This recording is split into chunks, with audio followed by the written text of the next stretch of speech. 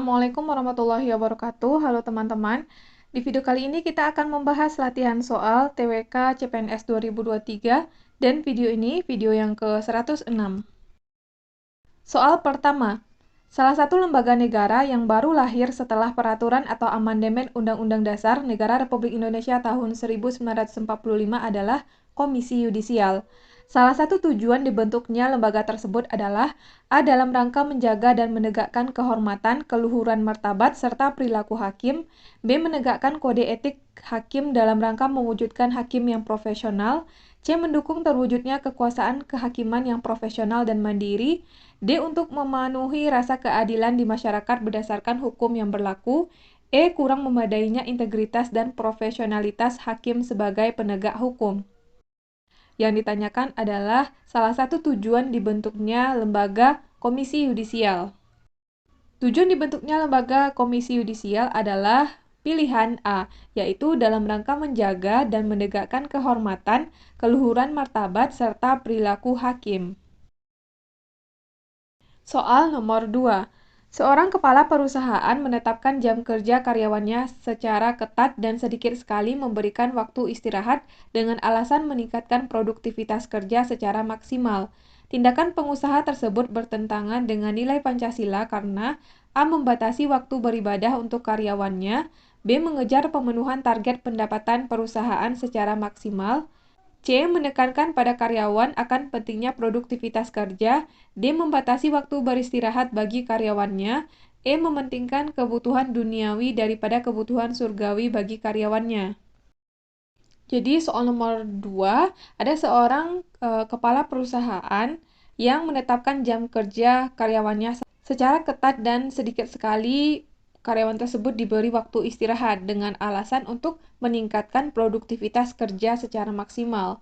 Tindakan pengusaha ini bertentangan dengan nilai Pancasila yaitu karena membatasi waktu beristirahat bagi karyawannya. Karena jika misalnya karyawan tidak istirahat, maka akan dapat menimbulkan masalah lainnya seperti sakit, kemudian penurunan produktivitas kerja juga bisa. Jadi makanya tindakan ini membatasi waktu beristirahat bagi karyawannya. Jawaban soal nomor 2 adalah pilihan D. Soal nomor 3. Salah satu nilai yang terkandung dalam Pancasila adalah nilai persatuan. Salah satu bukti bahwa nilai persatuan diperoleh dari budaya bangsa Indonesia adalah A. Sejak zaman Kerajaan Majapahit sudah muncul kebiasaan untuk saling membantu. B. Bersatu dan saling membantu jika mengalami ancaman yang datang dari luar. C. Keberanian dan kebersamaan melawan penjajah dengan semangat persatuan. D. Tidak ada pergolakan di semua wilayah Indonesia sejak zaman dahulu hingga sekarang. E. Ikatan emosional yang muncul setiap kali ada permasalahan yang mengancam. Salah satu bukti nilai persatuan diperoleh dari budaya bangsa Indonesia. Jawabannya adalah pilihan C, yaitu keberanian dan kebersamaan melawan penjajah dengan semangat persatuan. Adanya nilai persatuan diperoleh dari budaya bangsa Indonesia adalah dengan adanya keberanian dan kebersamaan melawan penjajah dengan semangat persatuan. Soal nomor 3 jawabannya adalah pilihan C. Soal nomor 4. Maraknya informasi hoaks di media sosial dewasa ini berpotensi melahirkan disintegrasi bangsa. Langkah yang tepat untuk mencegah perpecahan di tengah maraknya informasi hoaks tersebut adalah A. Menyimpan informasi tersebut sebagai bahan diskusi bersama. B. Membiarkan informasi yang berkembang sebagaimana adanya. C. Ikut mengomentari informasi yang beredar di media sosial. D. Ikut serta menyebarkan informasi yang beredar di media sosial. E. Tidak terprovokasi dengan isu yang belum tentu kebenarannya. Yang ditanyakan adalah langkah yang tepat untuk mencegah perpecahan di tengah maraknya informasi hoaks. Jawaban soal nomor 4 adalah pilihan E, yaitu tidak terprovokasi dengan isu yang belum tentu kebenarannya. Soal nomor 5. Lahirnya Serikat Dagang Islam atau SDI yang didirikan oleh Haji Samanhudi di kota Solo pada tahun 1911 merupakan salah satu pergerakan untuk mencapai kemerdekaan Indonesia. Tujuan dari lahirnya organisasi ini untuk membangun kekuatan serta persatuan melalui penguatan di bidang A. Kebudayaan melalui pengembangan budaya dan kesenian daerah untuk mengharumkan nama bangsa. B. Ekonomi melalui perlindungan pengusaha lokal agar bisa bersaing dengan pengusaha asing. C. Politik melalui pengembangan kebijakan-kebijakan yang berpihak pada masyarakat lokal. D. Pendidikan melalui pengajaran sebagai pemicu persatuan dan kesatuan bangsa. E. Keagamaan yang menggerakkan rakyat dengan dasar keyakinan pada nilai-nilai ketuhanan. Yang ditanyakan adalah tujuan dari lahirnya Organisasi Serikat Dagang Islam atau SDI, yaitu untuk membangun kekuatan serta persatuan melalui penguatan di bidang. Di bidang apa? Jawabannya adalah di bidang ekonomi melalui perlindungan pengusaha lokal agar bisa bersaing dengan pengusaha asing. Jawaban soal nomor 5 adalah pilihan B. Soal nomor 6. Pembangunan infrastruktur terkait dengan pengendalian banjir di ibu kota akan dimulai tahun depan, sehingga dampak kurangnya efek banjir baru dirasakan masyarakat dalam 2-3 tahun ke depan. Perbaikan kata bentukan yang salah adalah soal nomor 6 ini berkaitan dengan soal bahasa Indonesia. A. Pembangunan seharusnya bangunan. B. Terkait seharusnya berkait. C. Pengendalian seharusnya kendali. D. Dirasakan seharusnya dirasai. E. Kurangnya seharusnya pengurangan. Yang mana perbaikan kata bentukan yang salah di kalimat yang ada pada soal nomor 6. Nah, soal nomor 6 jawabannya adalah pilihan E, yaitu kurangnya seharusnya adalah pengurangan. Sehingga dampak kurangnya efek banjir baru dirasakan masyarakat dalam 2-3 tahun ke depan. Seharusnya adalah sehingga dampak pengurangan efek banjir baru dirasakan masyarakat dalam 2-3 tahun ke depan. Jadi soal nomor 6 jawabannya adalah pilihan E. Soal nomor 7. Seorang tokoh yang membawa Soekarno dan Hatta ke Jakarta dari Rengas Dengklok untuk segera memproklamasikan kemerdekaan merupakan cerminan dan wujud bela negara.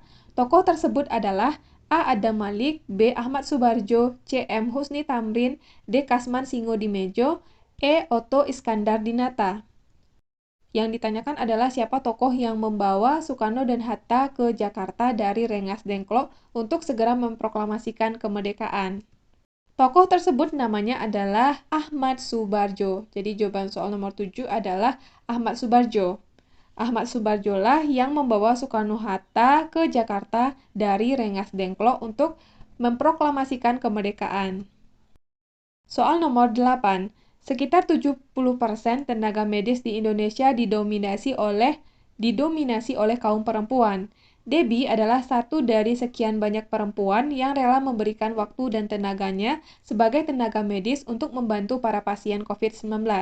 Mereka rela memberikan waktu dan tenaganya untuk membantu para pasien walaupun harus rela bekerja hingga malam hari, tidak bertemu keluarga hingga melawan rasa khawatir pada situasi yang bisa mengancam nyawanya. Debbie juga mengemban tugas ganda baik itu sebagai ibu, istri, anak, ataupun sebagai seorang anggota keluarga yang diandalkan. Sikap yang ditunjukkan Debbie dan tenaga medis lainnya merupakan wujud A. Pengorbanan, B. Nasionalisme, C. Patriotisme, D. Bela negara, E. Cinta tanah air. Nah, dari situasi nomor 8, Debbie merupakan salah satu tenaga medis dan dia rela bekerja hingga malam hari, tidak bertemu keluarga hingga melawan rasa khawatir pada situasi yang bisa mengancam nyawanya, berarti ia rela berkorban untuk bangsa dan negara. Artinya, sikap yang ditunjukkan Debbie dan tenaga medis lainnya adalah wujud dari patriotisme.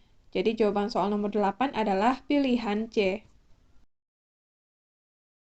Soal nomor 9. Pendidikan dan kebudayaan merupakan salah satu bidang penting yang diatur dalam Undang-Undang Dasar Negara Republik Indonesia 1945 Pasal 31. Alasan pentingnya bidang pendidikan dan kebudayaan sudah diatur dalam konstitusi adalah A. Tanpa campur tangan pemerintah, maka pendidikan dan kebudayaan hanya akan maju pada bidang tertentu. B. Pendidikan menjadi pilar utama terlaksananya pembangunan di Indonesia menuju negara maju. C. Kemajuan peradaban suatu negara sangat ditentukan oleh perkembangan teknologi pendidikan. D. Kebudayaan di Indonesia sangat beragam dan harus dikelola agar berkembang dan maju. E. Pendidikan dan kebudayaan memegang peranan penting dalam pembangunan peradaban suatu negara.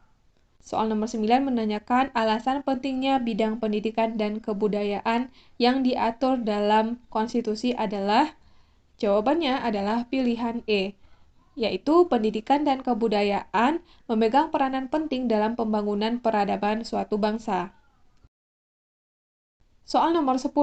Substansi dan esensi dari pilar kebangsaan dalam memahami keberagaman sesuai dengan amanah Undang-Undang Dasar 1945 Pasal 18B Ayat 2 dengan alasan A. Negara mengakui hukum adat sebagai hukum yang berlaku.